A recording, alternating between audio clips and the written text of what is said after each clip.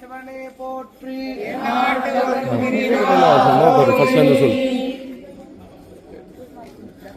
ஜெய விக்ன விநாயக மூர்த்திக்கு. நமோ பிரம்மண்ய தேவாய கோ பிராமண ஹிதாய ச ஜகத் ஹிதாய கிருஷ்ணாய கோவிந்தாய நமோ நமஹ. பாரத தேசத்துல எங்க நாம பாதம் வச்சாலும் புண்ணிய தீர்த்தம். ஆசேது ஹிமாச்சல பரியந்தம் எத்தனை நதிகள் இருந்தாலும் அந்த நதி கங்கா ஸ்நானம் கங்கைக்கு சமானம். ஹிமாச்சல பர்வதத்துல பிரம்மா தபஸ் பண்ற இடத்துல பிரம்மாவனுடைய கமண்டலத்திலிருந்து கவிழ்ந்த புண்ணிய நதி பிரம்மபுத்திரா. மிக பிரம்மாண்டமான ஒரு தீர்த்தம். ஹிமாச்சல பர்வதத்துல, அதாவது இமயமலையில திபெத்து பூமியில ஓடி வளர்த்த சோன்போ அப்படின்னு பேர்.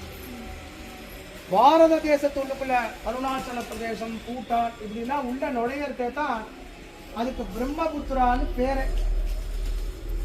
மிகப்பெரிய காட்டாறு. சில இடங்கள்ல இதனுடைய அகலமே பார்த்தோம்னா 10 கிலோமீட்டர் அளவுக்கு இருக்கு. 4000 கிலோமீட்டர் அது பயணப்படுறது.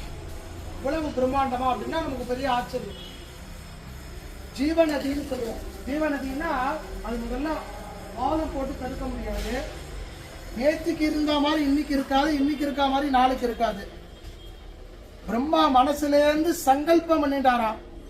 பிரம்மா மனசுலேருந்து சங்கல்பம் பண்ணிட்ட காரணத்தினாலேயே இதற்கு ஆத்மாவை புத்திரஹா அப்படிங்கிறது வேதம்.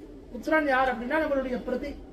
அது மாதிரி பிரம்மா தன்னுடைய மனசுல இருந்து சங்கல்பம் பண்ணிட்ட காரணத்தினால, பிரம்மாவனுடைய கமண்டலத்திலிருந்து வந்த காரணத்தினாலேயே இதற்கு பிரம்மபுத்திரா அப்படின்னு.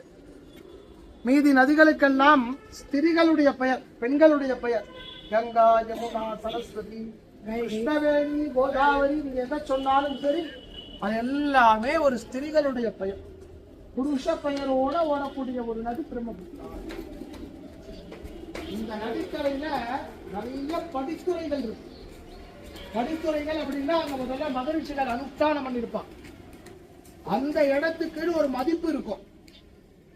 அப்படி சுக்கிர பகவான் தபஸ் பண்ண இடம், வசிஷ்டர் ஸ்நானம் பண்ணின கட்டம், சுக்கிர பகவான் பூஜை பண்ண கஷேத்திரம் தான் இது.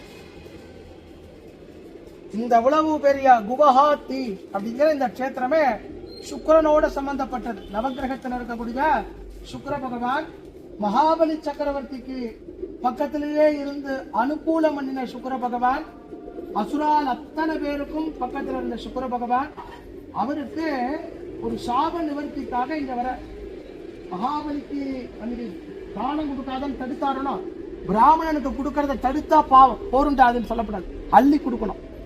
தர்மம் தான் மனுஷனை வாழ வைக்கிறது. தர்மம் தான் அவனுக்கு வருது, கூடவே வருது. தடுத்தாரு இல்லையா, அதற்கு ஒரு சாபம். அதை தவிர நரகாசுரனுக்கு குருவா இருந்தார். நரகாசுரனுக்கு குருவா இருந்து நரகாசுரன் ஆட்சி பண்ண பூமி இது.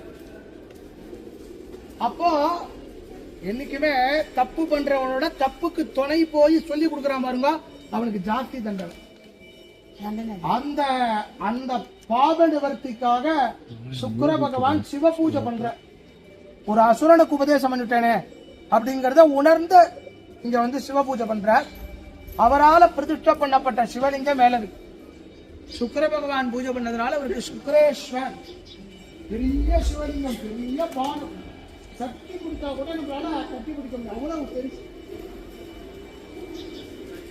அந்த படித்துறையில இப்போ நமக்கு சங்கல்பம், ஸ்நானம், சுவாமி தரிசனம் ஆகட்டும்.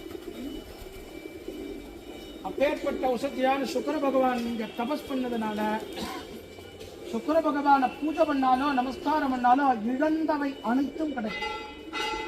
எதெல்லாம் இழந்திருக்கோம், புத்தி, பக்தி, சித்தி, ஞானம், இதெல்லாம் மனுஷனுக்கு வேணும். இது எல்லாம் பொன் பொருளை வச்சுனா ஒண்ணுமே பண்ண போறது இல்லை. பொன் பொருள் இங்க வாழறதுக்கு அவனுக்கு தேவை. வேற ஒரு நிலைக்கு போகணும் அப்படின்னு கேட்டா இதெல்லாம் இருந்தா முடியும்.